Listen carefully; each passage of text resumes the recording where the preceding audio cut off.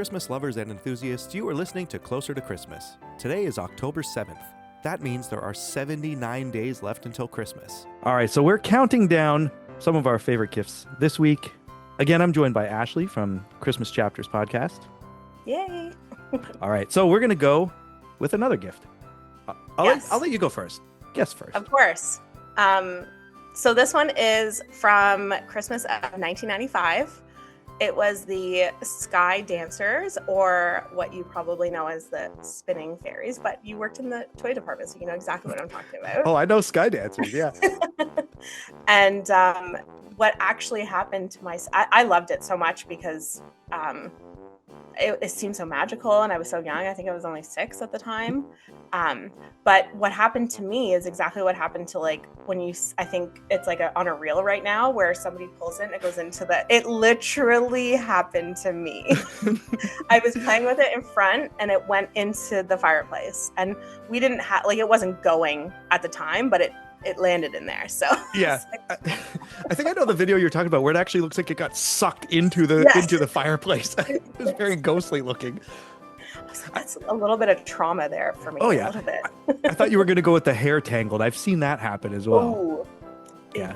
I mean, I can't tell you I haven't, like, got a Barbie doll stuck in there from the Thumbelina Barbie doll. I may have gotten that stuck in there. So did Sky Dancers have names, or were they just like generic doll, or was there any other lore behind them, or were they just the toy? I believe that they did have names, to be honest. I don't remember them. I'm going to Google that. But I know that they had names and colors, I think, though.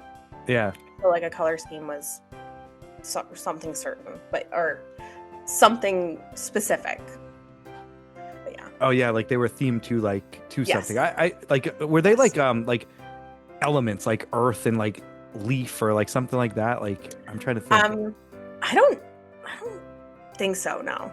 All right, No. I'm trying to think of what I'm thinking of, but I Don't believe what I'm saying, because I now I'm overthinking everything. yeah, no, that's right. But yeah, I know Sky Dancers. I believe my sister had one as well. But we, as boys, like, we always had this, like, a little helicopter or something that just had a propeller on the top. Yeah. But the ones we always got were like generic ones from like the dollar store where you pull the string once and it just snaps. Yeah. They were never a hit for the boys. But Yeah, no. all right, so I'll talk about a gift that I got, and this one has a little bit of a weird story to it as well. So I'm a huge Nightmare Before Christmas fan, and merchandise for that stuff nowadays, you could find a dime a dozen. It's all over the place. But back when the movie came out, it was pretty rare. So when something came out, I wanted it, you know. That would have been ideal because there was not much. So I was gifted a blanket that was bought from the Disney store, and you were able to customize it with they'll embroider like a person's name on it or whatever you wanted it to say. Mm-hmm. So I'm straight edge, so like I used to put X's in front of my name all the time, like 3 X's and then at the end, and you know that was a big part of my email growing up, like all that kind of crap. Yeah. So the person gifting me the blanket tried to have it customized to say XXX Charlie XXX. Well, Disney store was like, absolutely not. We're not doing 3 X's, which, you know, if you think about it, I understand it, but they would not do it. So like there was a back and forth with it, and finally they agreed to let him do one big X and then Charlie small and then a big X at the end. So they compromised a little bit. So I was surprised they did it, but I still have the blanket to this day, and it's on the back of one of my couches upstairs, just kind of on the back, so when the cats are out the window, they don't like fall down in between. So it's sitting there. It's used and abused, but it was just a plain gray blanket with an embroidered Jack and Sally, which for back in the day, they did not have much stuff. So I was happy to get anything. Now, I mean, you can't see it behind me, but I have like a whole wall of Nightmare Before Christmas stuff behind me now. But Now that you say that, it's funny because we had something called the It Store in Canada. Mm-hmm. It was where you could buy like Beanie Babies and like kind of toys like that. And then so you could buy it there, or Spencer's came. I don't know if you guys have Spencer's. Oh yeah, we have Spencer. Yeah.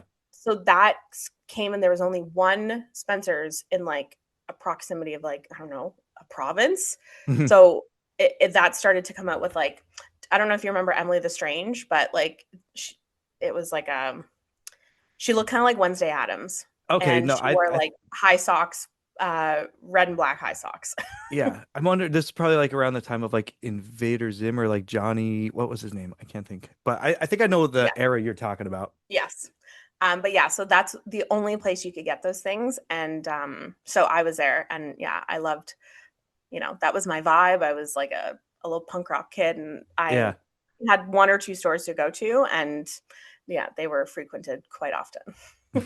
All right, make sure you join in tomorrow as we continue this conversation. And remember, the next time you hear my voice and this podcast, we'll all be a little bit closer to Christmas. Thanks for listening.